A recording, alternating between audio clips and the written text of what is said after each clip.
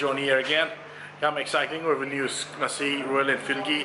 Classic 350 2022 ki BS6 model lo ngasi launch store Sanamahi Motors ni as like singjamai singa matak ta ko ado kari changes lak ba mamangi Classic 350 to the ki hanaki anova Classic 350 sida kai changes lak ko pa haibada I hajara ke detail on view like subscribe to chen biramo aduga ai video se hosinjara.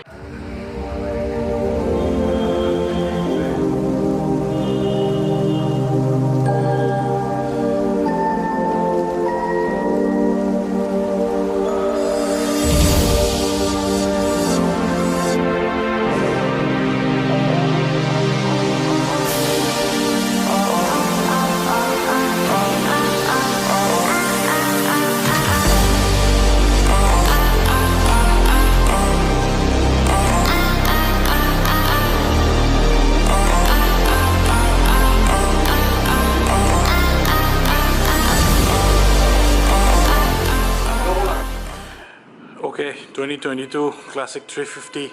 sigi matte green color ki sida hana review to zara gya engine de gyan ho zara gi engine se khoi gi meteor gi engine duni sida happy je mamangi Classic 350 ko mamangi model gi engine dunate sida all new anoba engine ni sida happy se aduga magi chassis su anoba chassis ni haitare ko khoi gi sida ani lai se makhoi se sigi se Royal Enfield na makhoi gi chassis se diamond structure chassis hai ko sigi se ano se ado engine gi magi capacity se dum 350 cc ko ore aduga magi power output se bhp da 20.2 ni adu moi aduga torque da 27 newton meter of torque ne ko aduga magi sitting gi triangle se sigi se triangle ko iko handlebar ne sit ne aduga foot peg ne smaina leibsa sigi sitting gi triangle se si chukitang sem to m sagi Classic 350 to ka degi mamangi model to iko aduna handa kisina comfortable oibe helakani aduga riding positions yamna relax oiba adwaina oirakane buko aduga engine se oil cool engine ni handa kisi ko mamangi da air oil cool oiram bodo hojiki pura oil cool lani sigi sina kai oige da ngasagi vibration de sum amam handarak pagi oirak doine buko kickstart lokthokre sigi se aduna sigi magi upgraded oiba haitare ko sigi foot peg me am sigi gudi keno aktani ko accessories aktani apako masida hapjali se sizo accessories ni the accessories an hajara ke engine guard se accessories ni the happy se aduga sigi windshield sizo accessories in half ne ko base model das manila oi aduga accessories to ina smaila kani headlight ki design sizo chance the chrome lock do lock dress the black color ina la magi brake se by brake ni mamang maniga disc brake ngakni ko by brembo have ni sigi sika aduga customization to wa yabada sigi si tubeless oina on top kusi ai aduga sigi alloy oina on top kusi ai ko sigi si 300 mm gi disc ni amasina 240 mm gi disc ni ko Seat ki tire hape aduga simaning gi sa peding gi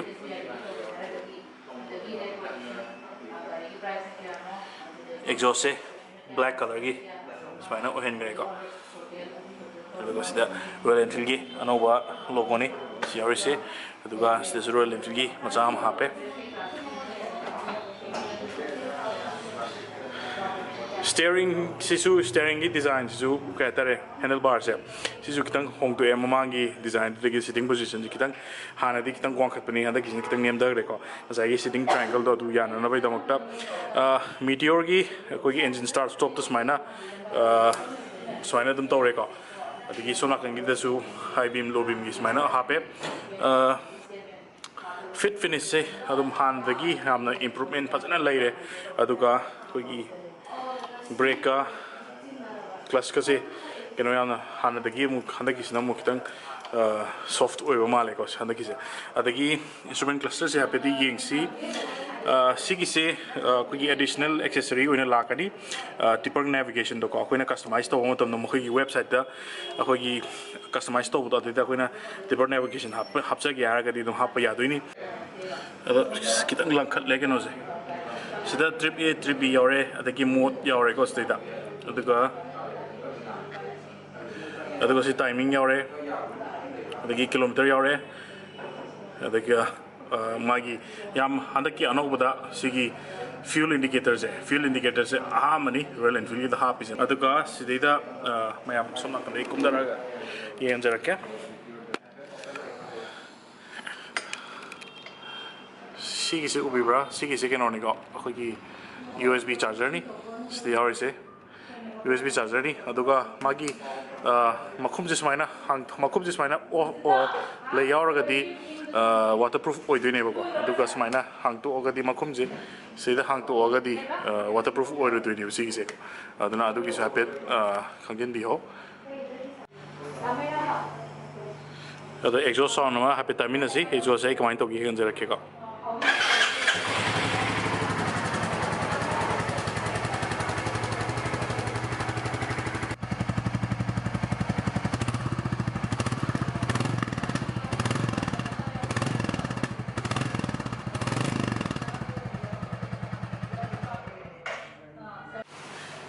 sigi se sisu accessories ne lakni bass plate ko metal ne sigi se adum off road to da adum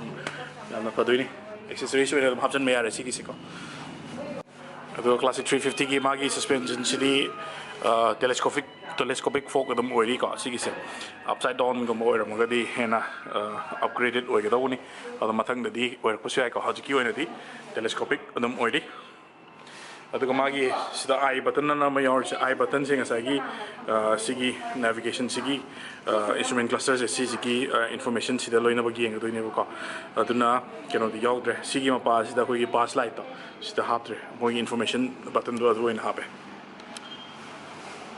aduga pass light is my noina sida ina smai na tore bako aduga sigi sina chrome red ka sigi si color atopani aduga sidana mo accessories amata yaudri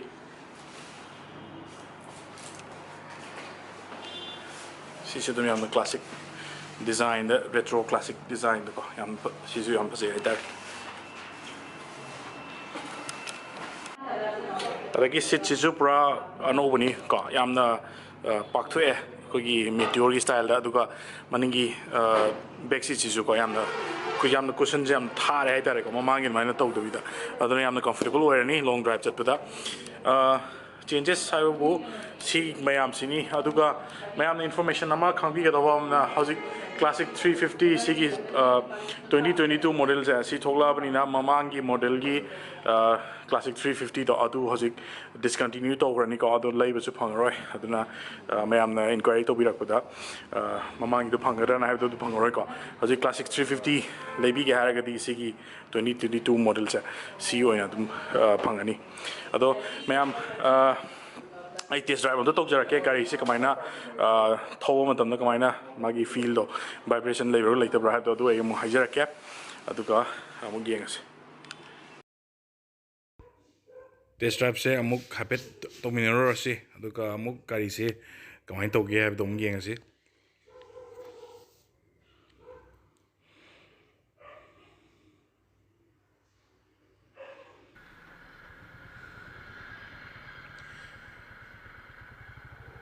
gari sigi exhaust sound se simadi yamna yam khenare hamna ketare yamna smooth oiraga magi thumb sound se handak ti mu phajana mu yawri hai tare ko aduga sagi aha magi impression da si gari se na thow matam pickup simadi yamna leire aduga pickup sina hadi first gear second gear da phajana ketare distance phajana yam tuna cover do ngam me ko 0 to 60 se kya no have very ngamjadre high ngamjadre calculate tawdrabni adu pickup ti phajana leire gari se no first gear second gear sida aduga magi handlebar gi position se sisu yamna nungai ba haitare kitang classic oi jadar ga su kitang sporty nature ma habit khar change buko the gi magi keno se hand grip sisu ngai gi meteor gi